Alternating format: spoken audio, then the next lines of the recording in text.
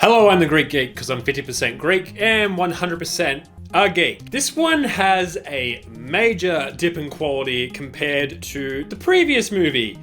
I know that's saying something, as quite a few of the Showa era movies are quite terrible. But after Godzilla vs. Ghidorah, I thought that Godzilla might be on the up and up. Apparently not. This one continues the trend of reusing footage from previous Toho movies and a degrading quality of special effects.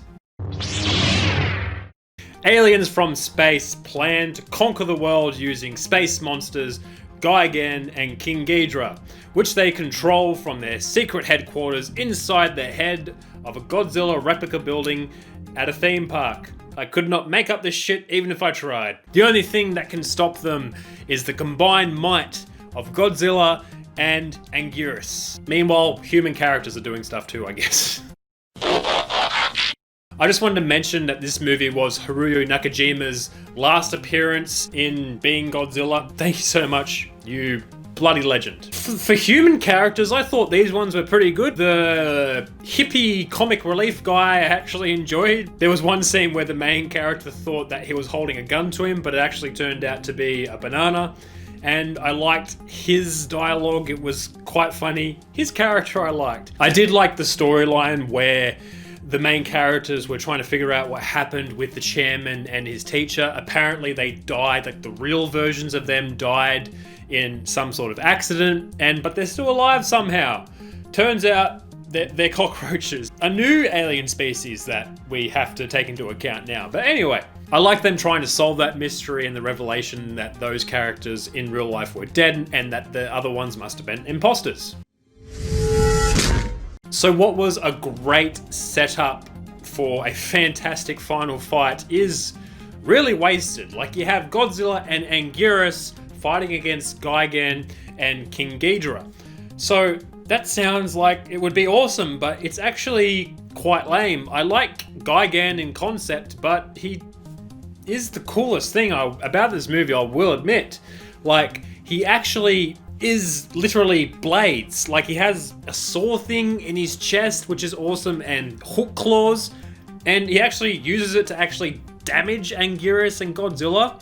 When Gigan flies past Godzilla and cuts his shoulder and blood comes out, I actually let out a holy shit because I forgot about that. This is the first Godzilla movie where they actually like bleed and get damaged, and it's pretty awesome to see.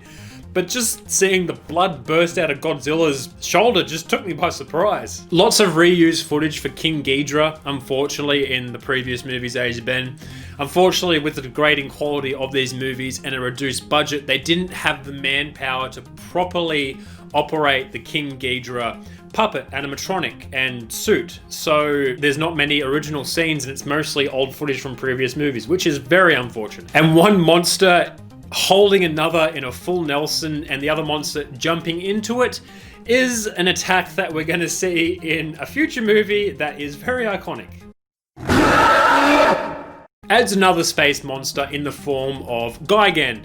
His backstory isn't really fleshed out at all. We don't really know what he is other than a space monster who seems to be some kind of praying mantis-like monster that's had mechanical augmentations put into him. I remember him being a lot more awesome.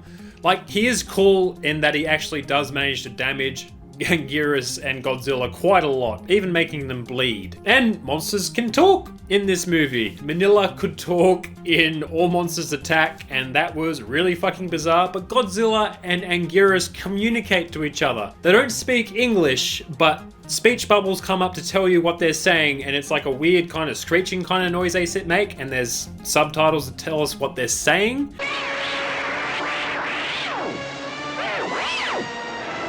That's really weird, and I'm glad we don't see that in any more future movies. They should be able to get across what the monsters are saying just through body language. More different aliens for us to try and remember. I can't remember what these ones are called, their real names, but they're just giant cockroaches who can take on a human-like form because of something. I don't even know what their technology is. So you might be thinking, hey, King Ghidorah, he died in Destroy All Monsters. So how is King Ghidorah alive in this one? Well, Destroy All Monsters takes place at the end of the 20th century, so it's safe to assume it takes place in the 1990s.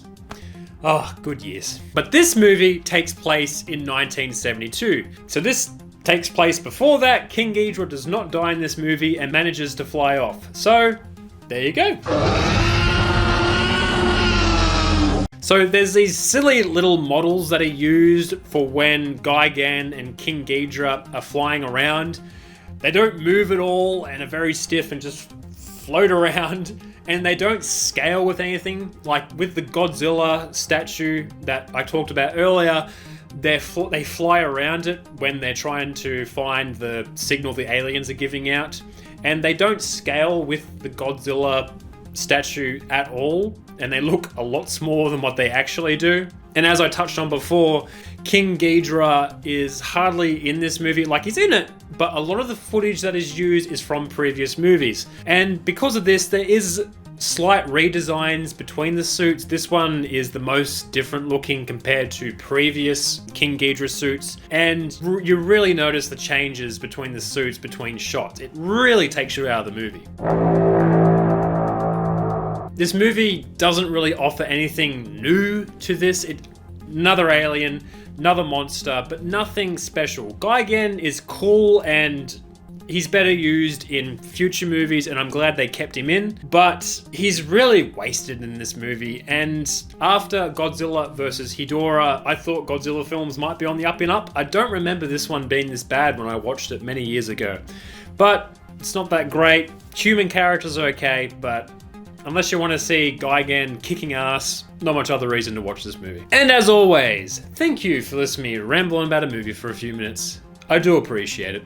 Thank you again, and I'll catch you next time.